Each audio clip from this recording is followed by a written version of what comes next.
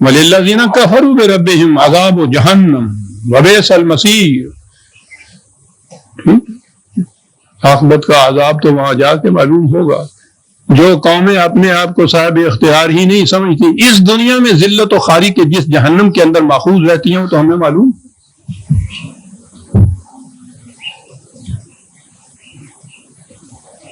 ان کے تو گھروں کے قوانین اور ان کی پالیسیاں بھی جو ہے دوسری قوتیں مرتب کرتی۔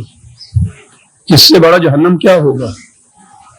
جہنم کے داروغے کو خدا نے مالک کہا ہے نا، ماسٹر ہوتی ہیں نا یہ قوتیں ان کی، یہ صاحب اختیار نہیں ہوتی، اگرچہ اپنے آپ کو سورن پاورز کہتی ہیں، جھوٹ ہے۔ جہنم بئس المصیر۔ عجیب بات آتی ہے، قرآن کریم نے جرائم کے پاداش میں جہنم کا ذکر بار بار کیا ہے، کہیں جہنم کہتا ہے، کہیں جہنم کہتا ہے، کہیں نار کہتا ہے، وہ بھی ٹھیک ہے۔ اس مقام کے اوپر جو جہنم کہا ہے تو جہنم کی آگے جو تفصیل کچھ دی ہے وہ اتنی شدید ہے، جیسے نظر آتا ہے کہ جتنا شدید یہ سنگین جرم ہے اسی کے مطابق اس جیل خانے کی تفصیل بتائی ہے۔ جہنم اذا القوا فیہا سمعوا لہا شہیقا وہی تفور، اس میں وہ ڈالے جائیں گے تو اس کی کرب انگیز، دہشت انگیز چیخ پکار، فواں چیخنا یہ سنائی دے گا۔ وہ ایسے ہوگا جیسے کہ وہ اچھل رہا ہے، بھڑک رہا ہے، تقاد و تمیز من الغیظ، غصے کے مارے، جیسے یہ کہتے ہیں کہ آپے سے باہر ہو رہا ہے۔ یعنی جرم کی شدت یا سنگینی کی نوعیت اس سے پتہ چلتی ہے نا، جو سزا کی شدت اور سنگینی بتائی قرآن نے، ورنہ صرف جہنم ہی کہتا تو کافی تھا۔ یہ میں نے عرض کیا ہے کہ اس سے بڑا سنگین جرم اور ہو نہیں سکتا کہ جو ایک ہی چیز جو انسان کو دی ہے خدا نے اور خصوصیت عطا کی ہے اور اسے روحنا کہا ہے، اپنی توانائی اگر کیا ہے، خدا کی توانائی ہے وہ، انسان کی اس حیثیت سے انکار کرنا سب سے بڑا جرم ہے، اور اس کسی کا یہ اپنے آپ کے متعلق سمجھنا تذلیل انسانیت ہے، اپنی ذلت کو وہ قبول کرتا ہے۔ اتنا بڑا شدید جرم ہے جس کی وجہ سے جہنم کے بعد یہ سب کچھ کہا، اور اس کے بعد ہے وَكُلَّمَا أُلْقِيَ فِيهَا فَوْجٌ سَأَلَهُمْ خَزَنَتُهَا أَلَمْ يَأْتِكُمْ نَذِيرٌ۔ جب یہ فوج در فوج، اس میں یہ پیش گوئیاں کرنے والے اور قسمتیں بتانے والے جو ہے اور وہ ماننے والے، پھر اس کو جب اس میں یہ ڈالے جاتے ہیں، کہا کہ جہنم کا دروغے ان سے پوچھتے ہیں، انداز قرآن کا تشبیہ ہوتا ہے نا، جہنم کے دروغے تو ان سے پوچھتے ہیں کہ کیا تمہارے ہاں کوئی ایسا نہیں آیا تھا جس نے بتایا ہو کہ یہ جو تمہارے عقائد اور یہ تمہارے مسالک ہیں ان کا نتیجہ کیا ہے، یہ کفر ہے، یہ شرک ہے، کیا کسی نے تمہیں نہیں بتایا تھا؟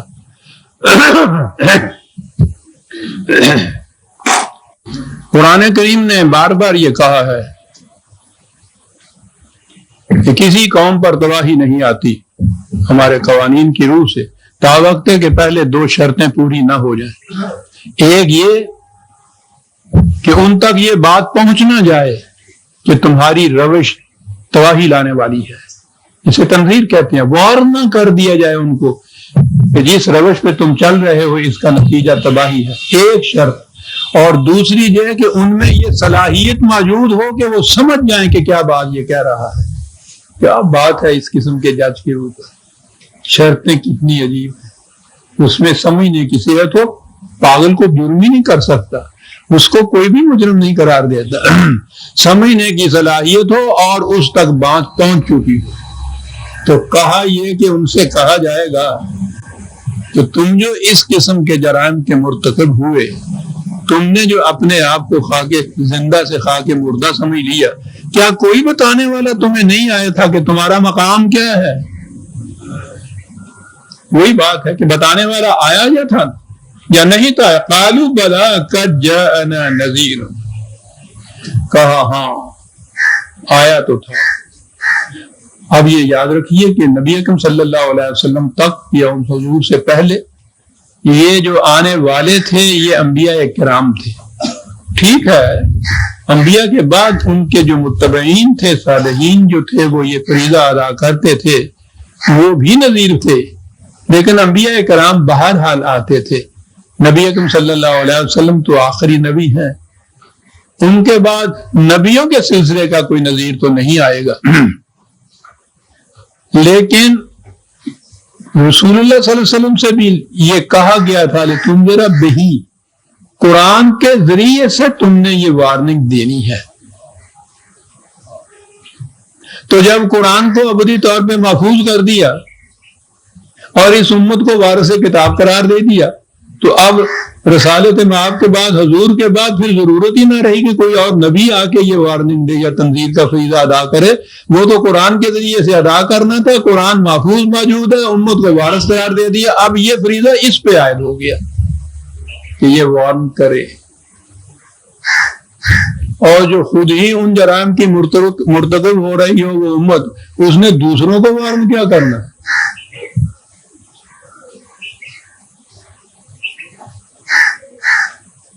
لیکن بہرحال یہ جو تھا کہ کیا تمہاری طرف کوئی نذیر آیا تھا، یہ معنی نہیں کہ کوئی نبی آیا تھا یا نہیں، یہی چیز ہے کہ یہ جو ہم نے وارننگ دی تھی یہ جس کتاب میں موجود تھی، کیا کوئی ایسا نہیں تھا کہ جس نے اس کتاب کی یہ تعلیم تم تک پہنچائی ہو؟ اور یہ فریضہ کتنا بڑا ہے جو امت تک عائد ہوتا ہے۔ امت خود اس جرم کی بھی مجرم ہو رہی ہے۔ عزیزان ایمان، ہم پہ جو عذاب آئے ہوئے ہیں، قرآن ایک ایک شک بتاتا ہے کہ کیا کیا جرائم ہے تمہارے، جس کی وجہ سے تم اس قدر ذلت آمیز عذاب کے اندر مبتلا چلے آ رہے ہو۔ سب سے بڑا عذاب جو میں نے کہا ہے کہ جہنم کے دروغے کا نام مالک ہے۔ معقومیت انسان کی انسان سے سب سے بڑا جہنم ہے دنیا کے اندر۔ انہوں نے کہا کہ ہاں آئے تو تھے، پھر فَكَذَّبْنَا، تکذیب ہے۔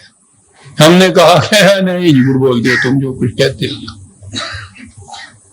اس کے نتیجے میں ہم پہ عذاب آ جائے گا، تباہی آ جائے گی، ہم ذلیل ہو جائیں گے، خوار ہو جائیں گے، جھوٹ بولتے۔ ہم نے کہا تم جھوٹ بولتے، ہم نے جھٹلایا ان کو۔ اور آگے ہے بات، قُلْنَا مَا نَزَّلَ اللَّهُ مِنْ شَيْءٍ، یہی بات ہم نے کہی کہ یہی تم تو غلط کہتے ہو کہ خدا کی طرف سے اس قسم کی وحی آتی ہے، اور اس نے بتایا ہے کہ یہ تمہارے جو روش ہے اس کا نتیجہ تباہی ہے، یہ جو غلط ہے، ایسی بات کوئی نہیں، وحی وغیرہ کوئی نہیں آئی تمہاری طرف۔ یہ چیز جو کہی، ان انتم الا فی ضلال مبین، گمراہی تھی سب سے بڑی۔ آگے بات ہے، وَقَالُوا لَوْ كُنَّا نَسْمَعُ أَوْ نَعْقِلُ مَا كُنَّا فِي أَصْحَابِ السَّعِيرِ۔ عجیب چیز، یہ کیا چیز تھی جو قسمتیں بتا رہے تھے اور تم مان رہے تھے؟ نہ تو وہ کسی عقل و فکر کی روح سے کہتے تھے کہ یوں ہوگا، اس لیے وہ کہتے تھے کہ علم غیب ہے بس یوں ہوگا، نہ تم ہی کسی نتیجے پہ عقل و فکر کی روح سے پہنچتے تھے کہ پھر ایسا کیوں ہوگا، مجھے کیوں کا تو جواب ہی نہیں ہوتا اس میں۔ سنیے عزیزان من کیا کہہ رہے ہیں، کہا کہ اگر ہم ان کی بات غور سے سنتے اور پھر عقل و فکر سے کام لیتے تو آج جہنم میں کیوں ہوتے ہیں؟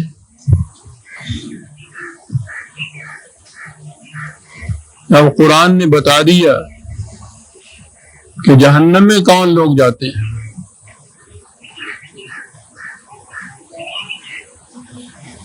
اور ناقل، اور پھر اس کی تو تشریح اور تفسیر قرآن نے مختلف مقامات کے اوپر بتائی ہوئی۔ عقل و فکر و تدبر اور تفکر اور شعور اتنا زور دیتا ہے، اور جہنم کی بات اگر یہاں ایک تو یہاں تو دو لفظوں میں قرآن نے بتا دی کہ وہ خود اعتراف کریں گے کہ اگر ہم بات غور سے سن لیتے اور عقل و فکر سے کام لیتے تو ٹھیک ہے، پھر یہ باتیں کیوں مانتے ہم، پھر ہم جہنم میں کیوں آتے۔ ایک ہی آیت اور میں پیش کروں گا اس کی تفسیر میں، سورہ اعراف کی آیت 7/179، وَلَقَدْ ذَرَأْنَا لِجَهَنَّمَ كَثِيرًا مِنَ الْجِنِّ وَالْإِنسِ، پہلے تو اس کا ترجمہ ہی جو ہے ہمارے ہاں کے یہ جو ترجمے ہوئے ہیں غلط، وہی غلط راستے پہ ڈال دیا۔ ترجمے اس کے کیے جاتے ہیں کہ خدا نے کہا کہ ہم نے جن و انس کی کثرت کو جہنم کے لیے پیدا کیا ہے۔ اللہ اکبر، جہنم کے لیے خدا نے پیدا کر دیا تو اب یہ جنتی بن کیسے سکتا ہے؟ ہم نے انہیں جہنم کے لیے پیدا کیا۔ سوچتے ہیں آپ کہاں لے جاتے ہیں یہ جن؟ پھر وہ جنات کے متعلق ان کو بھی جہنم میں بھیجتے ہیں۔ میں نے کئی دفعہ بتایا ہے، عربی محاورے میں یہ بات ہے، عربی زبان کی یہ بات ہے، قرآن کی یہ بات۔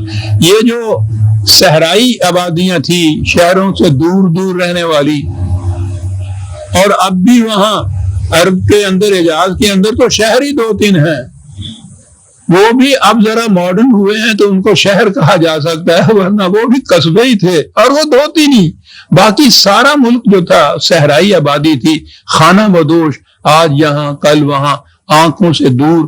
تو جو چیز بھی آنکھوں سے نہاں ہو اس کو عربی زبان میں جن کہتے ہیں، اور انس ہوتا ہے جو وہاں سوشلی مل جل کر رہنے والے ہوں۔ شہری آبادیوں کو وہ انس کہتے تھے اور یہ دیہاتی اور صحرائی آبادیوں کو جن کہتے تھے۔ بہرحال یہ بات دوسری ہے۔ کہا یہ قرآن نے کہ یہ ایسے لوگ ہیں جو اپنی زبان حال سے پکار کے کہہ دیں گے کہ ہم جہنم کے بہنے والے لوگ ہیں۔ کون ہیں یہ لوگ؟ لہم قلوب لا یفقہون بہا، سمجھنے سوچنے کی صلاحیت تو رکھتے ہیں، سمجھنے سوچنے کا کام نہیں اس سے لیتے۔ دیکھتے ہیں اہل جہنم کی کیا بات بتا رہا ہے، یہ ان کی اختیار کی بات ہے نا۔ لہم قلوب، قرآن کے الفاظ دیکھیے، لہم قلوب لا یفقہون بہا۔ اگر تو یہ ہوتا کہ سمجھنے سوچنے کی صلاحیت ہی نہیں ہے تو لا یفقہون بہا تو پھر شاید مجبور ہو جاتے۔ پہلے وہ کہتا ہے کہ سوچنے سمجھنے کی صلاحیت موجود ہے، اس کے باوجود سوچنے سمجھنے کا کام نہیں لیتے۔ پہلی چیز جہنم کی۔ وَلَهُمْ أَعْيُنٌ لَا يُبْصِرُونَ بِهَا، آنکھیں رکھتے ہیں، ان سے دیکھنے کا کام نہیں لیتے، آنکھیں رکھتے ہیں۔ وَلَهُمْ آذَانٌ لَا يَسْمَعُونَ بِهَا، کان رکھتے ہیں، ان سے سننے کا کام نہیں لیتے۔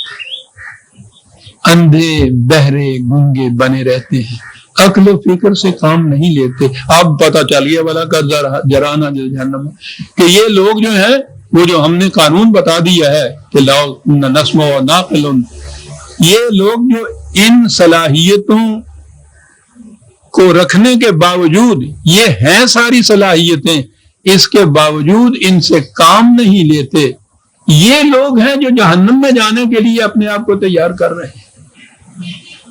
جہاں کہیں ایسے لوگ نظر آئے سمجھ لو کہ یہ اہل جہنم ہے، یوں ہی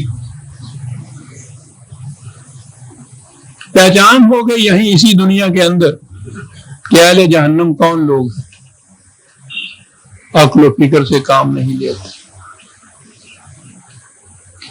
اور آپ کے ہاں کا جو مروج اسلام یا شریعت چلی آ رہی ہے اس میں عقل سے کام لینا ہی ممنوع ہے۔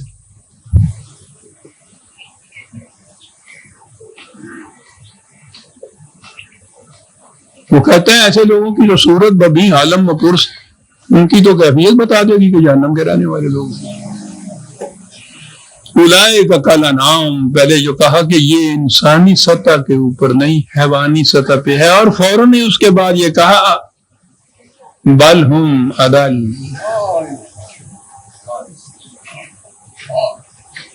یہ تو مکھی سے بھی گئے گزرے ہیں، وہ بھی اپنے اختیار سے اڑ کے جہاں جی چاہے بیٹھے، یہ عقل و فکر سے کام لیتے ہی نہیں، حیوانات سے بھی۔ کسی گائے میں بھی دھوپ آ جاتی ہے تو وہ اٹھ کے سائے میں چلی جاتی ہے، یہ نہیں اٹھتا، یہ کہتا خدا نے لکھا ہی میری قسمت میں ایسا ہے تو میں کیسے اٹھ سکوں گا یہاں سے۔ عقل و فکر سے کام نہیں۔ اولئک هم الغافلون، کیا بات ہے لفظ غافلون کی، کہ سب کچھ رکھتے ہیں لیکن اس کی طرف سے بے خبر ہیں۔ یہ نہیں ہے کہ یہ چیزیں ہیں نہیں، یہ سب چیزیں ہیں، ان کو کام نہیں آتے۔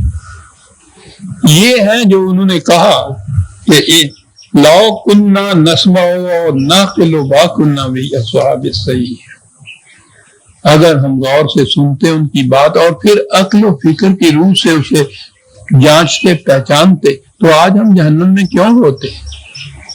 ایک ہی بات سے جہنم سے الگ ہونے یا جہنم سے بری ہونے کا، نجات جسے آپ کہتے ہیں، اس کا معیار قرآن نے بتا دیا۔ یہ بات کہ جو بات کہی جائے کہ یہ خدا نے یہ کہا ہے، اس کو غور سے سنا جائے اور پھر عقل و فکر سے کام لے کر اس کے مطابق عمل کیا جائے۔ عقل و فکر سے کام لیا جائے۔